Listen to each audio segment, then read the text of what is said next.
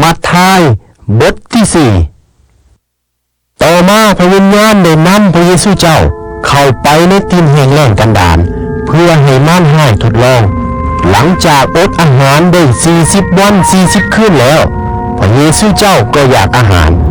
แล้วผู้ล่อลวงก็มาหาพระองค์และว่าถ้าเจ้าเป็นพระบุตรของพระเจ้าจงสั่งก้อนหินเหล่านี้ให้เป็นอาหารแม่ฝ่ายพระองค์ก็ทรงตอบว่ามีคำเขียนไว้ในพระคัมภีร์ว่ามนุษย์จะบ่เลี้ยงชีวิตด้วยอาหารสิ่งเดียวแต่เลี้ยงด้วยพระคำทุกข้อที่ออกมาจากพระโอษฐ์ของพระเจ้า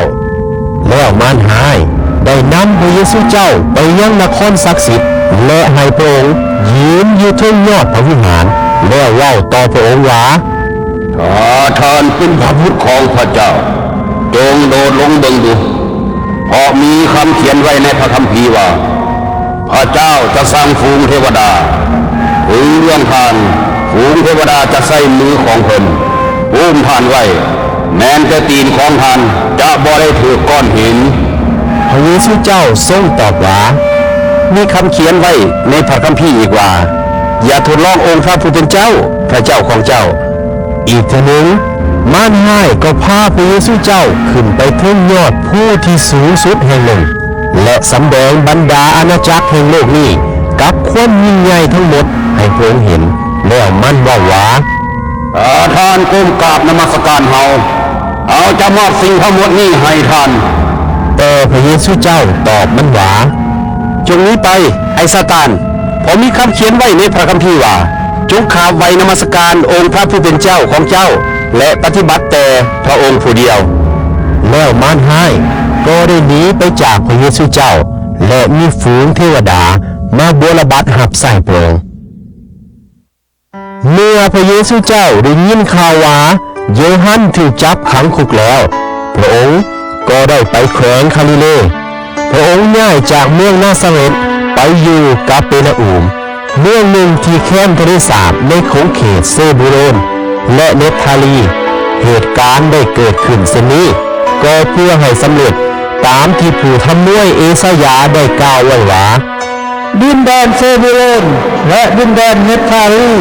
ตามทางไปสู่ทะเลทางฝากหนึ่งอีกของแม่น้ำจอร์แดนคือแขวงคาลิเลแห่งบรรดาประชาชาติผู้ที่ใช้ชีวิตอยู่ในความมืดหนาได้เห็นแสงแจ้งอันยิ่งใหญ่สำหรับพวกที่อยู่ในเงาแห่งความตายแสงแจ้งใสได้ช่องใส่เขาเจ้าตั้งแต่เวลานั้นมาพระเยซูเจ้าก็เริ่มต้นเป่าประกาศว่าจงทิมใจเก่าเอาใจใหม่เพราะว่าราชอาณาจักรสวรรค์มาใกล้แล้วขณะที่พระเยซูเจ้ากำลังย่างไปตามแคว้นทะเลสาบคาลิเลนั้นพระองค์ก็เห็นสองไอ้น้องที่เป็นคนหาป่าผู้หนึ่งชื่อว่าซีโมนยังมีชื่ออีกว่าเปโตรและน้องของเพิ่นชื่อว่าอันเดอาพวกเพิ่นกำลังถิ่มมองหาป่าลงในทะเลสาบพระเยซูเจ้ากล่าวแก่พวกเพิ่นว่าจงตามเขามาและเขาจะสอนพวกเจ้าให้เป็นผู้หาคนในทันใดนั้นพวกเพิ่นก็ปะมองไว้และติดตามไปกับพระองค์พระเยซูเจ้าได้ย่างต่อไปและเห็นสองไอ้น้องคือยาโกโบกับโยฮันลูกชายของเซเบดายกำลังฝูงมองช่วยพ่อของตนอยู่ในเรือพระเยซูเจ้าจึงเอาพวกเพิ่นทันใดนั้นท่านทั้งสองก็ปะเรือกับครอบล่าพ่อของพวกเพิ่นและตามพระองค์ไปพระเยซูเจ้าได้เดินทางไปตัวแขวงคาลิเลสั่งสอนคนตามธรรมศาลาและประกาศข่าวประเสริฐเรื่องราชอาณาจักรสวรรค์ตลอดทั้งทรงโปรดรักษาคนที่มีพยาธิโรคาและเจ็บไข้ได้ป่วยทุกชนิดให้หายดี